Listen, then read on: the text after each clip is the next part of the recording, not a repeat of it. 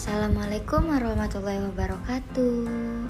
Kembali lagi bersama kelompok kami, kelompok 7. Baik, di sini kami akan menjelaskan tentang etos kerja sebagai wujud amal soleh.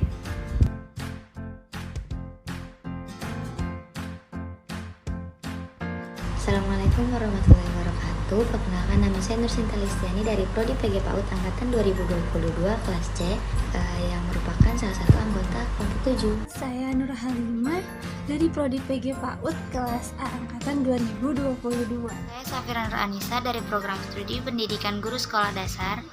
Nama saya Nisina Livia, Prodi Pendidikan Guru Sekolah Dasar. Nah, setiap manusia mempunyai pilihan atas profesinya. Namun, Islam telah menata etos kerja untuk mencapai ridho kemuliaannya. Jadi, etos kerja itu adalah bagaimana kita dalam bekerja dengan tujuan untuk dapat mencapai ridho Allah.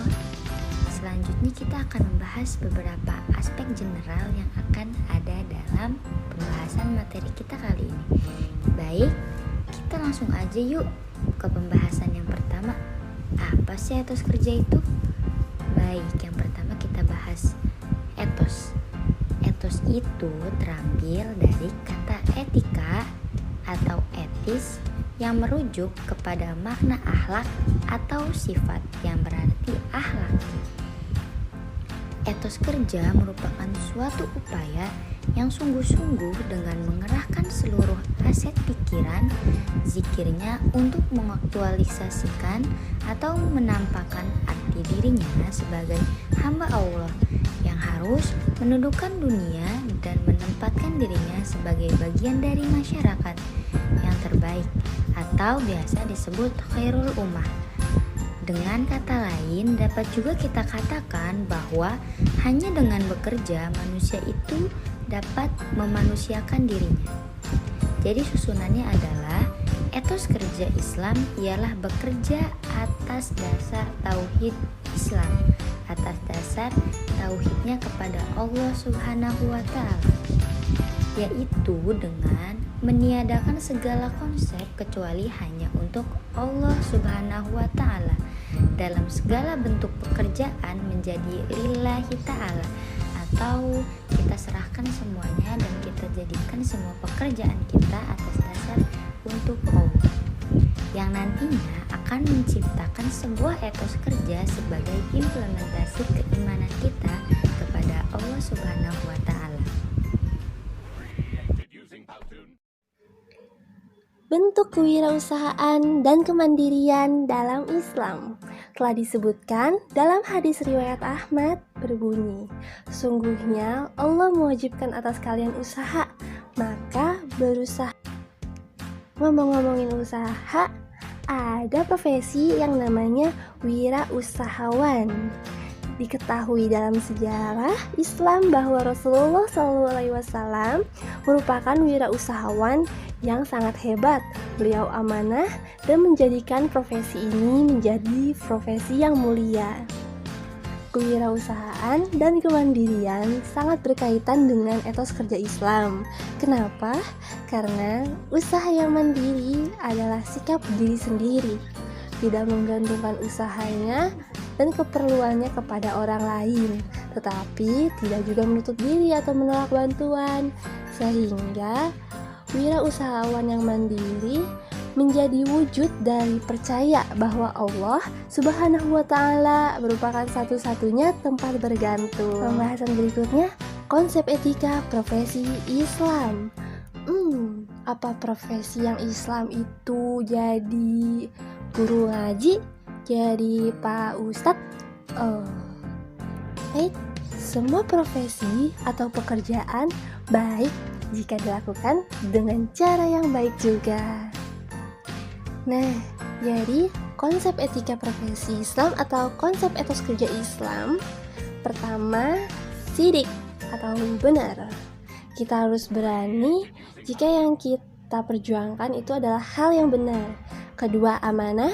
Kita harus bisa menjaga amanah atau kepercayaan yang diberikan oleh atasan atau diberikan oleh orang lain.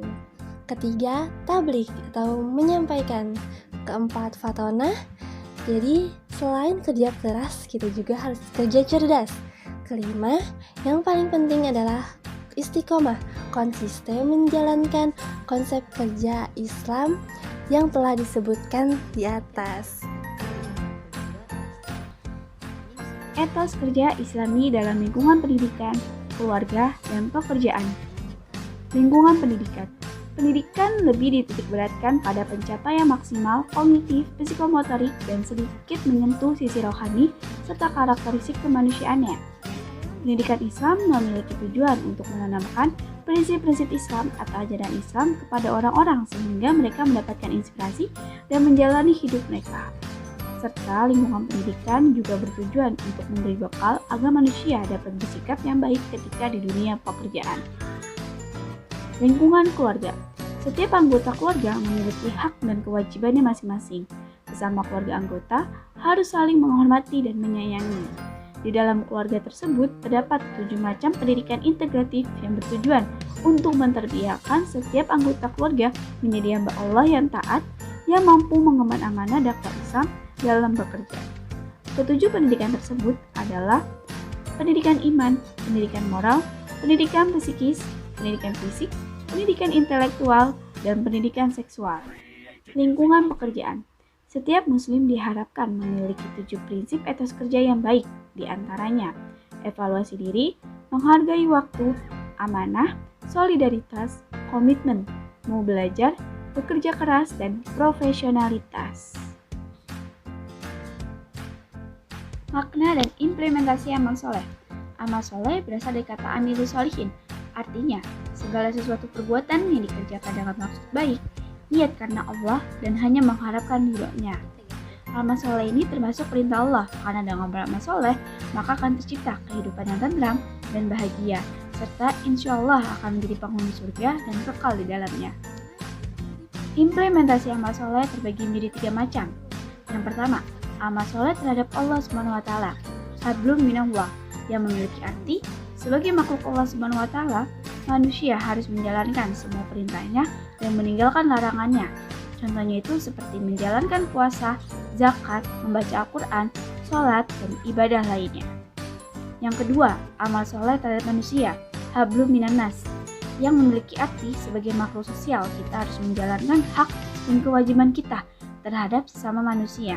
Contohnya itu seperti bersilaturahmi sesama tetangga, bersikap ramah, bertutur kata yang santun, dan menolong kaum duafa. Yang ketiga, amal soleh terhadap lingkungan alam. Amal soleh terhadap lingkungan alam yaitu selalu menjaga kelestarian alam. Contohnya itu seperti membuang sampah pada tempatnya, menjaga kebersihan, mendaur ulang sampah, dan melakukan penghijauan. Konsep kerjasama, kemitraan, dan persaingan sehat.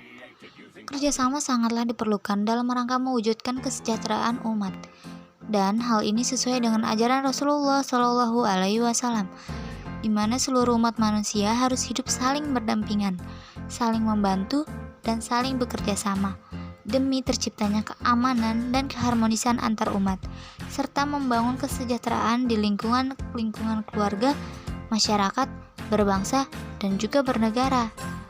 Selanjutnya, ada titik temu antar amal soleh dan profesionalitas. Berkaitan dengan konsep profesionalitas dan beramal soleh, Nabi mengajarkan agar suatu pekerjaan hendaknya dikerjakan oleh ahlinya. Diingatkan manakala suatu pekerjaan diserahkan kepada orang yang bukan ahlinya, maka akan ditunggu kehancurannya.